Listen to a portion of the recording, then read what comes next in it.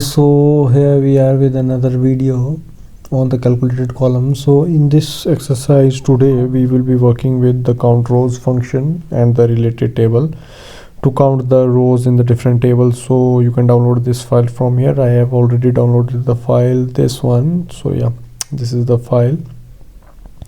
So what we will do,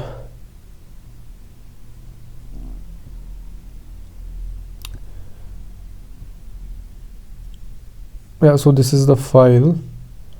So we will open the file and we will go and we will check for the three new columns that we need to add, which is number of the region and then number of the towns and then the towns per region.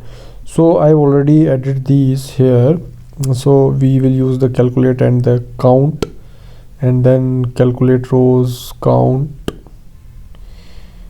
rows here. So it is just the normal, like nothing much here. So we will use the count rows function here, and then we will divide the quadrant number of towns with the number of the regions, and we will take one table here and we will check if we are getting accurate values here or not. Then we will take the quadrant name here, like southeast, northwest, then number of towns, regions, and then towns per region.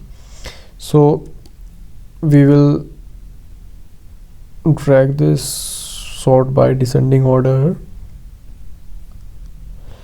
Yeah, so we will get south 81 to 40.50 and west 35 to and 17.50. So this is, so we are getting this correct value. So this was easy exercise. Thank you for watching. Have a nice day.